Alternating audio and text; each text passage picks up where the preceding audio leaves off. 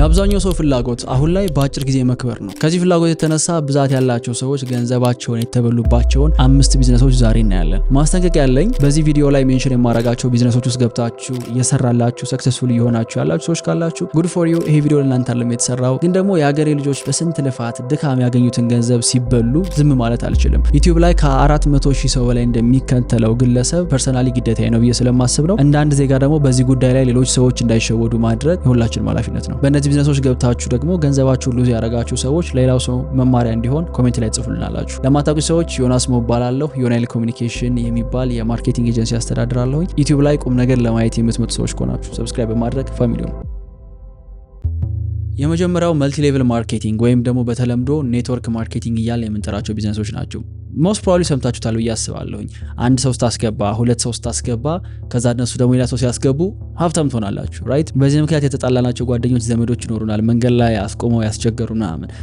እነዚህ ቢዝነሶች እንዴት ነው የሚሰሩት? የሚሸጥ የሆነ ፕሮዳክት ይኖራል። ያ ፕሮዳክት አክቹዋል ፊዚካል ፕሮዳክት ሊሆን ይችላል፣ ካልሆነ ደግሞ ኮርሶች፣ ትሬኒንጎች ምናምን ሊሆን ይችላሉና አንድ ሰው ያንን ካምፓኒ ጆይን ሲያደርግ የሚመጣው ፕሮዳክት ሊሸጥ ነው፣ ሴልስ ነው የሚመጣው። ከዛ ግን ፕሮዳክት በመሸጥ ሳይሆን ሞር ገንዘብ የሚያገኘው ሞር ሰዎችን ባስገባ ቁጥር ነው። ይሄን ነው ክሊርሊ የሚናገሩት። ሞር ሰው ባስገባ ቁጥር የተሻለ ኢንካም ታገኛለህ ሲባል ፕሮዳክቱን ከመሸጥ ይልቅ ኢፈርቱን የሚያሳድረው ምን ላይ ነው? አዳዲስ ሰዎችን ማስገባት ላይ ነው። ያንን ፕሮዳክት ግን የሚሸጠውን ፕሮዳክት መጀመሪያ መግዛት አለበት በሆነ ያህል አማውንት ማለት ነው። ለዚህ ኤግዛምፕል ሊሆን 10,000 ብር ሊሆን ይችላል። 10,000 ብር ከፍሎ ይገባል። ከዛ ሌሎች 10,000 ብር የሚከፍሉ ሰዎችን ባመጣ ቁጥር ከነሱ ላይ የሆነ ፐርሰንቴጅ እያገኘ ይመጣል። እነሱ ደግሞ ሌላ ሰው ባስገቡ ቁጥር ሌላ ፐርሰንቴጅ እያገኘ ይመጣል። በዚህ አማካኝነት ሞር ሰው ማስገባት ሲችል ያ ሰው ሀብታም ይሆናል። ፕሮሚሱ ይሄ ነው። በጣም ብዙ ሰዎች ህይወታቸው ተቀይሯል በዚህ አጋጣሚ። ግን ትልቁ ችግር የሚመጣው ምንድነው? ገንዘብ የሚሰሩት ከላይ ያሉ ሰዎች ናቸው። ከሆነ ጊዜ በኋላ የሰው ቁጥር የተጠራቀመ ይመጣና የፒራሚድ ቅርጽ ያለው የቢዝነስ ሞዴል ይሆናል። ለዛ ነው ፒራሚድ ስኪም የሚባሉት እነዚህ ቢዝነሶች። ይሄ ዓለም ላይ እንዳይሰራ የተከለከለ የቢዝነስ ሞዴል ነው። ሀገራት የሚፈቅዱት አይደለም። በዚህ በጀርባ በኩል ደግሞ ሲገቡ ምን ብለው ያመጡታል? መልቲ ሌቭል ማርኬቲንግ ይባልና የሆነ ፕሮዳክት ይኖረዋል የሚሸጥ፣ ከዛ ግን ሊሚትድ ያደርጉታል። ይሄን ያህል ሰው ብቻ ነው ማስገባት የምትችሉት በሚል ማለት ነው። ዳት የፒራሚድ ቅርጽ ሳይኖረው ከስር ያለው በጣም እንዳይሰፋ። ስቲል ግን ይሄ ሁሉ ነገር የቢዝነስ ሞዴሉን ትሪክ ለማድረግ ነው እንጂ አዴን ኦፍ ዘ ዴይ መጨረሻ ላይ የሚገቡ ሰዎች ተጎጂዎች መሆናቸው አይቀርም። ቢካዝ የሆነ ሰዓት ላይ የሚገባ ሰው አይኖርም።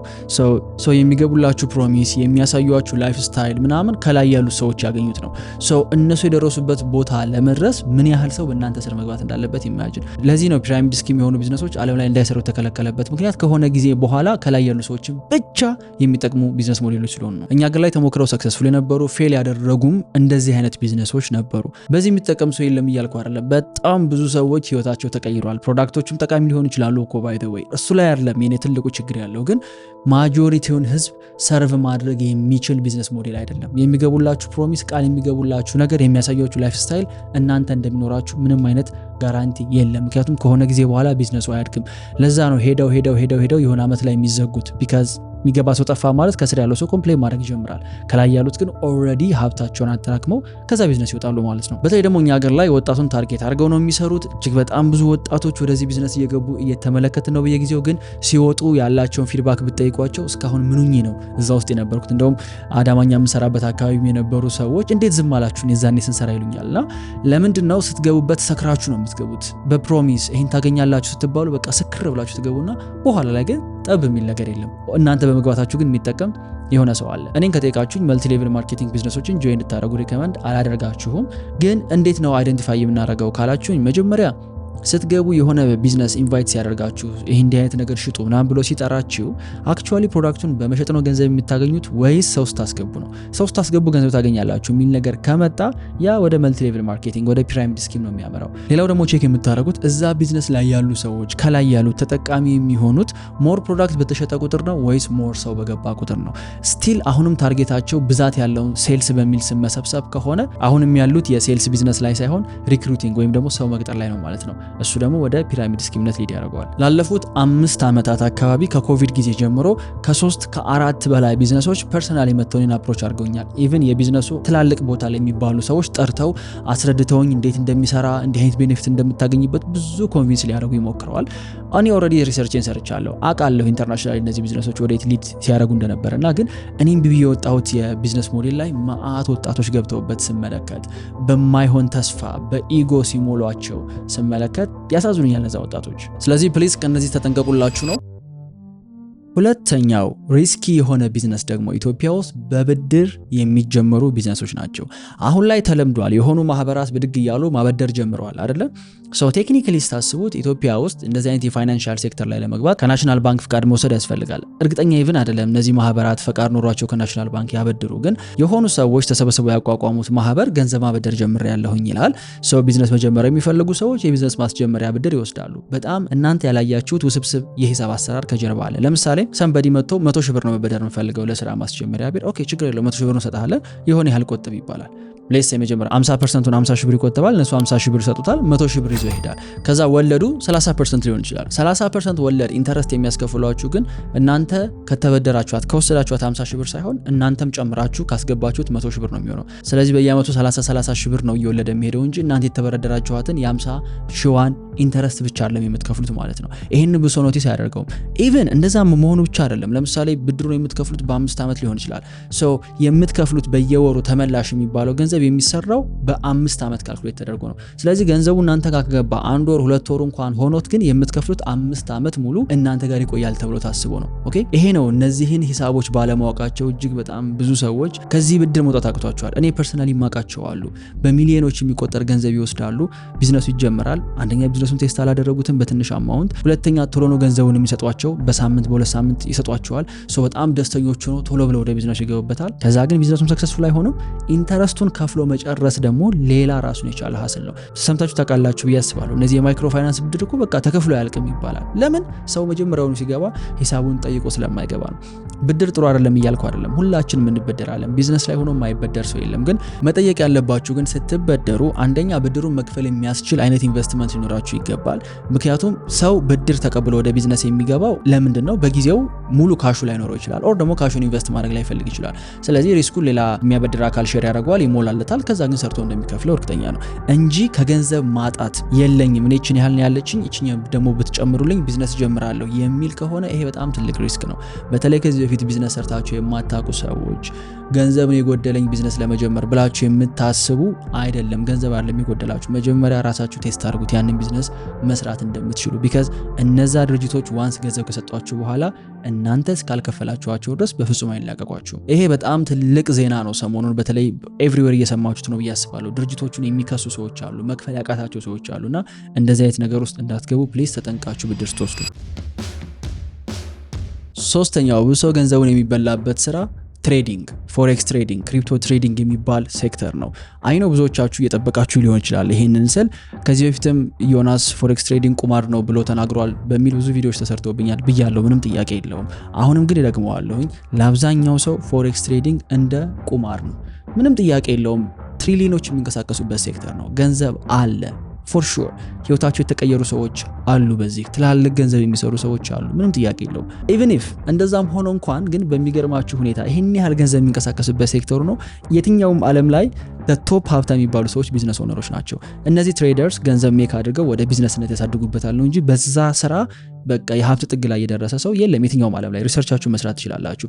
ግን ገንዘብ አለው፣ ይሰራበታል። እኔ ራሱ ዩቲዩብ ላይ እንዴት ፎሬክስ ትጀምራላችሁ የሚል ቪዲዮ ከ2 ዓመት በፊት ምናምን ለቅቅ ያለው። ችግሩ ግን ምንድን ነው?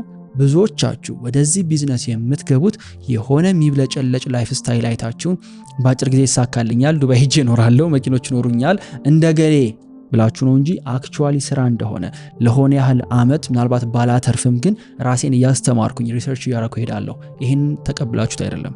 አዴኖ ዘዳይ ማወቅ ያለባችሁ ነገር የትኛውም አይነት እንደዚህ አይነት ፕላትፎርም ላይ ምን ጊዜም የሚያሸንፈው ብሮከሩ ነው። ራይት? ቁማርም ላይ ተመሳሳይ ነው። ባይ ዘ ወይ ምን ጊዜም የሚያሸንፈው ቁማር ቤቱ ነው። አበቃ።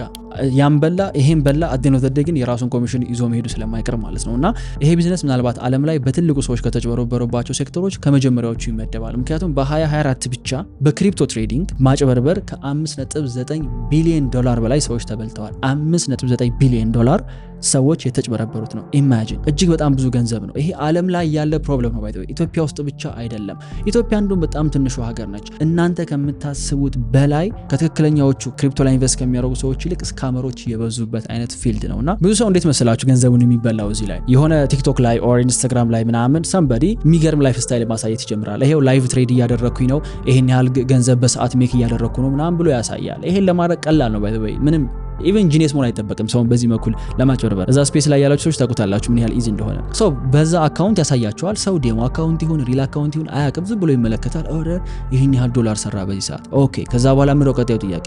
አስተምረን እንዴት ነው የምናደርገው? ከዛ ሜቢ ኮርስ ሊሸጥላቸው ይችላል በክፍያ፣ ካልሆነ ደግሞ አይ በነፃ ማስተምራቸዋለሁ ችግር የለውም ምናምን ብሎ ብዙ ሰዎችን ያስገባል። ቻሌንጆች እየተባሉ ቻሌንጆች ይዘጋጃሉ።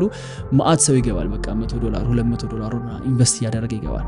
ከዛ ካልተሳካላት ኦር ደግሞ ገንዘብ ሁሉ ካደረገ እንዴት አንተ ሚስ አደረከው? ያንተ ፕሮብለም ነው እንዴ? እስኪ እኔ እኮ ካንተ በታች የነበርኩ ልጅ አሁን እንደዚህ ሆንኩ ነው። ስለዚህ አንተ ካልቻልክ ያንተ ፕሮብለም ነው ይባላል። ሰው የኔ ፕሮብለም ነው ብሎ ይቀመጣል። ከዛ ሌላ ገንዘብ ይጨምራል። አሁንም ይላል። በዚህ መንገድ ከምታስቡት በላይ ሰዎች ገንዘባቸውን ሉዝ አድርገዋል። ከሁሉ በላይ ግን ችግሩ ምንድነው? ዋንስ ያ ሰው ካስገባችሁ ኑ በቃ እኔ ላስጀምራችሁ ትሬዲንግ ብሎ ካስጀምራችሁ በኋላ በሱ ሊንክ ነው የገባችሁት። ኢቭን ሰክሰስፉል ብትሆኑ እንኳን የሆነ ያህል ፕሮፊቶችን እንኳን ሜክ ብታደርጉ ስቲል ግን በሱ ሊንክ እስከገባችሁ ድረስ ከናንተ ከያንዳንዷ ትሬዲንግ ያ ሰው ይጠቀማል። ሰው ይሄን አያውቅም። ከሱ ጀርባ ደግሞ ማን ይጠቀማል? ብሮከሩ ደግሞ አለ። የሁሉም አሸናፊ ደግሞ ብሮከሩ ነውና በዚህ መንገድ ነው ሰዎች ገንዘባቸውን እየከሰከሱ ያሉት እዚህ ፎሬክስ ትሬዲንግ፣ ክሪፕቶ ትሬዲንግ የሚባል ቦታ ላይ። ሌላው በጣም የሚያሳዝነው ደግሞ ቴሌግራም ላይ ትሬደር ነን የሚሉ የሆኑ ሰዎች አሉ። ቴሌግራም ቻናል ይከፍታሉ። እናንተ ገንዘብ ስትሆን እኛ በእናንተ ገንዘብ ትሬድ አድርገን ፕሮፊት እንመልስላችሁ። በዚህ በጣም ብዙ ሰው ተጭበርብሯል። እኔ እንዴት ራሱ እንደምታምኑ አላቅም እንደዚህ አይነት ነገር ግን እንካሽ ተብሎ የሆነ ገንዘብ ይላክለታል 1000 2000 3000 ከዛ የሆነ ያህል ጊዜ ትንሽ ገንዘብ ይመልሳሉ። ላይክ እምነቱን ቢልድ ለማድረግ ማለት ነው። ከሆነ ሰዓት በኋላ እናንተ ኦኬ 1000 ብር አስገብቼ 1200 ካገኘው 10000 ባስገባማ ብዙ አገኛለሁ ይሰጧቸዋል። አሁንም 100000 200000 በዚህ አካሄድ ማለት ነው። የሆነ ጄኒዩሊ ነው የምነግራችሁ እስከ 5 ሚሊዮን ብር የተበሉ ሰዎች አውቃለሁ እኔ በዚህ አካሄድ። በቃ የሆነ ነገር ይሰጧቸዋል፣ ይጨምራሉ። የሆነ ሳለ አዲክትድ ይሆናሉ። ያላቸውን ገንዘብ በሙሉ ይሰጧቸው፣ ሰዎቹ ዲስፒር ይጠፋሉ። የት ታውቋቸዋላችሁ እናንተ? በቃ that's it። ይሄ በባንክ አካውንት ምናምን ትሬስ አድርጌ ያገኛሉ አደርሱባቸው እነዛን ሰዎች። ይሄ በጣም ኮመን የሆነ ስቶሪ ነው ኢትዮጵያ ውስጥ። ስለዚህ አጀምሩ እያልኩ አይደለም፣ መስራት ትችላላችሁ። ዓለም ላይ በትሪሊየን የሚቆጠር ገንዘብ የሚንቀሳቀስበት ሴክተር ነው። ኦፍ ኮርስ ገንዘብ አለ፣ ምንም ጥያቄ የለውም። ግን ልታውቁት የሚገባው ነገር ይሄ ሪል ስራ ነው። ሶ በደንብ ታይማችሁንም አቴንሽናችሁንም የሚፈልግ እውቀትም ዴቨሎፕ ልታደርጉበት የሚገባ ነገር ነው እንጂ የሆነ ላይፍ ስታይል አይታችሁ ገብታችሁ ገንዘባችሁን አትበሉ ፕሊዝ። አራተኛ ገንዘባችሁ የሚበላበት ቢዝነስ ኦንላይን ቤቲንግ ነው።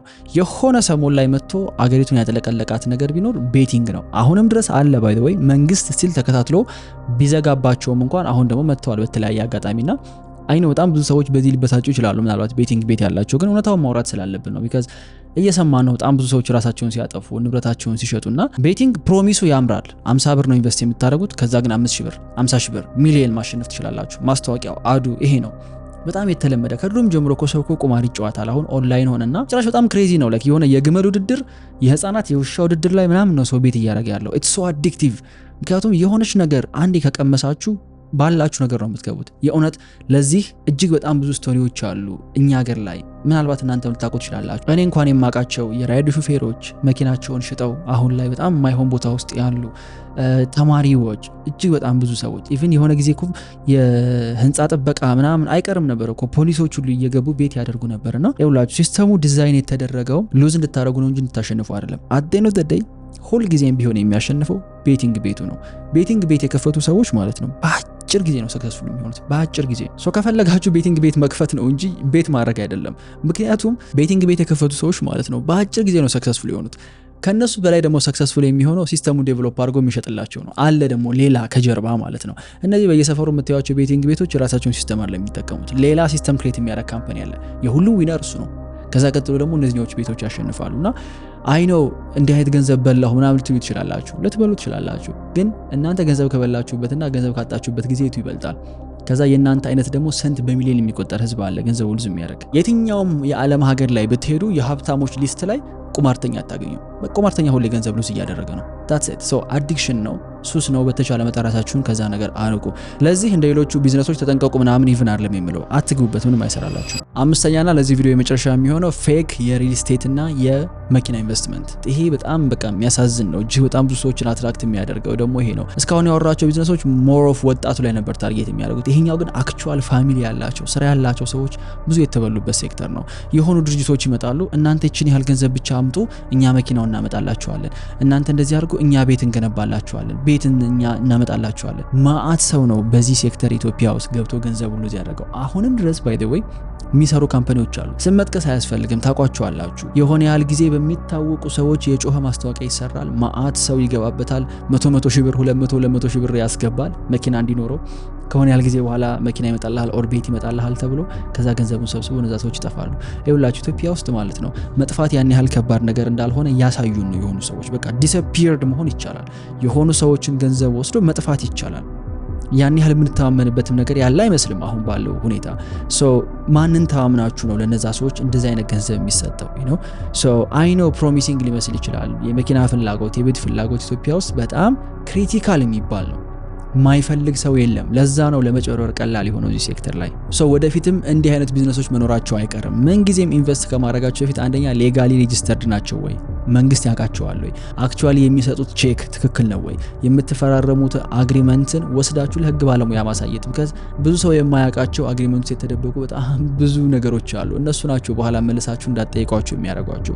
በዚህ መንገድ ኮንፊደንት ካልሆናችሁ በስተቀር ኦቨር ፕሮሚስ የሚያደርግ የሆነ ትንሽ ነገር ሰጣችሁ ትልቅ ነገር ማግኘት ትችላላችሁ፣ ከሌላው ሶሳይቲ እናንተ ተለይታችሁ እንዲህ ማግኘት ትችላላችሁ የሚል ነገር መጨረሻው ማጭበርበር ነው የሚሆነው። ኦልራይት እንግዲህ ኢትዮጵያ ውስጥ እጅግ በጣም ብዙ ሰዎች ለፍተው ጥሮ ያመጡትን ገንዘብ የተበሉባቸው እየከሰሩባቸው ያሉ ሴክተሮች እነዚህ ናቸው። ብዙ ማንሳት እንችላለን። እኔም ያልጠቀስኳቸው ይኖራሉ። እናንተም ታውቋቸው ካሉ ፕሊዝ ኮሜንት ላይ አሳውቁኝ፣ ሌሎችም ሰዎች እንዲማሩበት። ይሄ ቪዲዮ ሌላ ምንም ኢንቴንሽን የለውም ሰዎቹን ለመጉዳት ቢዝነሶቹን አፌክት ለማድረግ ምናምን የተሰራ አይደለም። እኔ ፐርሰናሊ የሀገሬ ልጆች ብዙ የለፉበትን ብዙ የጣሩበትን ገንዘባቸውን ሉስ ሲያደርጉ ኤቭሪ ሲንግል ዴይ እያየሁ ነው። ኢቭን በእኔ ስም ተከፍተው ገንዘብ የሚያጭበረብሩም ሰዎች አሉና ይሄንን መናገር የዜግነትም ግዴታዬ ነው ብዬ ስለማምን ነው ሼር ያደረኩላችሁ።